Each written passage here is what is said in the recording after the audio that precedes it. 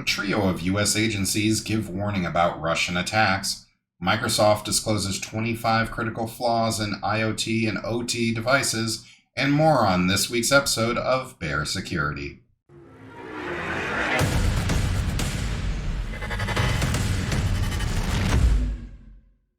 Welcome to Bear Security, a weekly quick take on topics affecting our businesses, clients, careers, and communities in cybersecurity.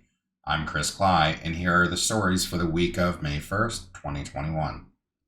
Our top story is regarding a collectively released advisory from the FBI, CISA, and the DHS regarding cyber operations of the Russian Foreign Intelligence Service, or SVR.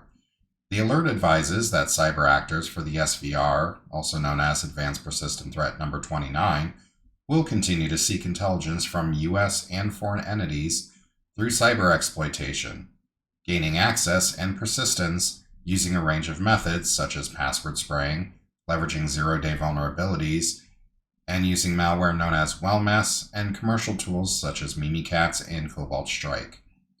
The SVR is currently known for targeting government networks, think tanks, policy analysis organizations, and information technology companies. The alert also outlines several useful recommendations, such as enforcing MFA on internal systems, ensuring reporting of AV and endpoint monitoring solutions, monitoring script executions, and watching for credential disclosure or misuse. A link to the full alert is available in the description. Microsoft published on their MSRC blog that Section 52, their Azure Defender for IoT Security Research Group, has uncovered a series of critical memory allocation vulnerabilities named Bad Alec. These vulnerabilities, which total 25 different CVEs, exist in the device's standard memory allocation functions spanning their real-time operating systems, embedded software development kits, and the C standard library implementation. Exploitation of these vulnerabilities would enable an adversary to bypass security controls, to execute malicious code, or cause a system crash. This can be a major issue for any organization who utilizes or relies on IoT and OT devices. A link to the research and the full list of impacted vendors can be found in the description. If you use Apple macOS, you'll probably want to update immediately.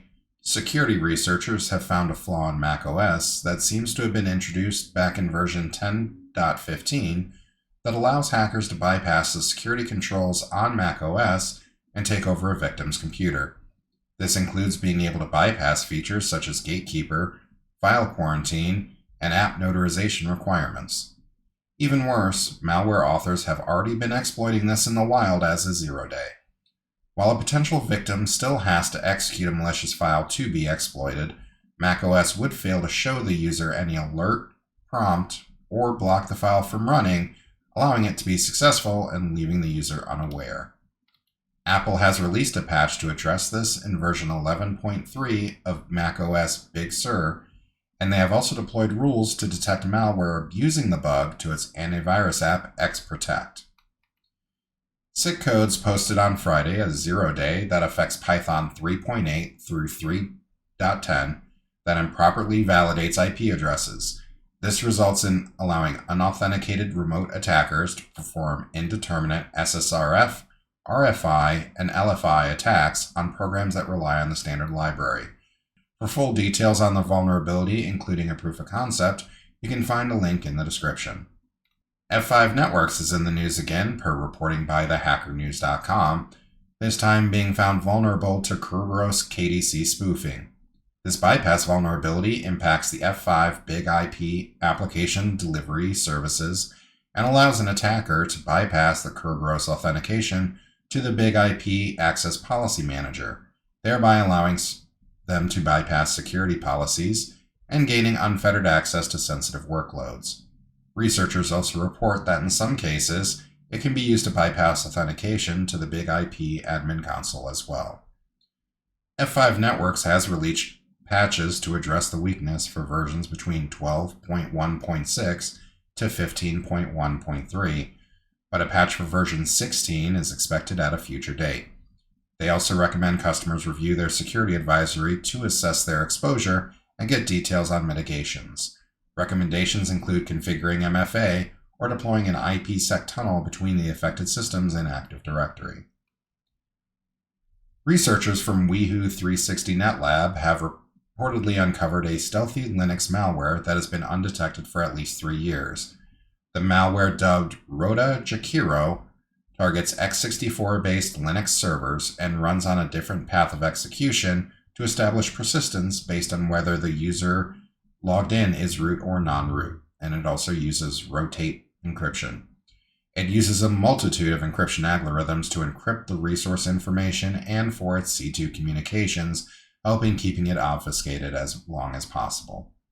A total of 12 functions have so far been identified that can gather device metadata, sensitive information theft, carry out file operations, and download and execute plugins retrieved from its C2 server. So far, only 4 samples have been found, going back as far as 2018, as seen from VirusTotal. The embedded C2 domains appear to have been registered as far back as 2015. The researchers are still unsure of the purposes and how many infections this malware has had, but they have identified similarities between Rota Jakiro and the Tori botnet. SC Magazine reported that last Sunday, Europol concluded their 3-month-long process of dismantling the Emotet Botnet, a time-activated DLL that was sent to victim machines starting back in January, began to delete the malware from systems this past Sunday. This comes after the FBI performed a similar activity back in January, affecting systems that were based in the United States. While this essentially removes the backdoor and Emotet, it does not address any secondary malware that may have been downloaded by Emotet onto target systems during the time it was infected. Administrators should still look for signs of secondary infections if they identify they were indeed infected with Emotet.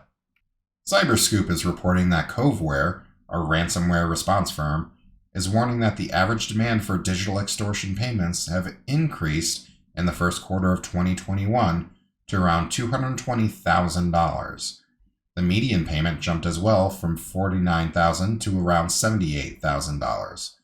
A majority of ransomware attacks also involve the theft of corporate data, with 77% of them, including the threat to publish stolen data, up 10% from prior periods.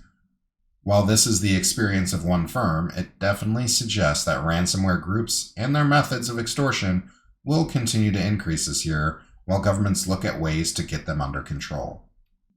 We also have 2 updates on the stories reported from last week. Our first update is regarding the breach of Codecov. The Register is reporting that HashiCorp has confirmed that their private code signing key was exposed as part of the Codecov breach. Attackers could have used the stolen key to modify HashiCorp's products while signing them with the genuine key, but so far there is no evidence of such use. HashiCorp has also reported that they have validated existing releases, revoked the exposed key, and re-signed their downloads with a new one. As mentioned last week, we can definitely expect to hear more as the investigation into the Codecov breach is ongoing. Our second update regards the ongoing work by the University of Minnesota to resolve what led to them being banned from contributing to the Linux kernel. ARS Technica reported that the university posted a nearly 800-word open letter last Saturday that was called more of a "wait, you don't understand" than an actual apology. Ongoing responses from the university appear to only be further failing to address the concerns the Linux Foundation and the kernel maintainers have raised. The university has instead opted for language that suggests the school is sole focused on the idea that the policy wasn't breached regarding research, while using reasoning as to what qualifies as human research, which seems exceptionally narrow and is not in alignment with more modern-day considerations. You can get links to the ARS Technica article and the most recent response in the description below. That's all for this week's episode of Bears Security. Thanks for tuning in. As always, links for everything mentioned can be found in the description. Come back every Saturday or visit our website, syntaxbearer.io, for other formats that are available. Be sure to like and subscribe, and if you have any comments or would like to see us cover something, just let us know. In solidarity, this is Chris Cly signing off. Stay safe out there, friends.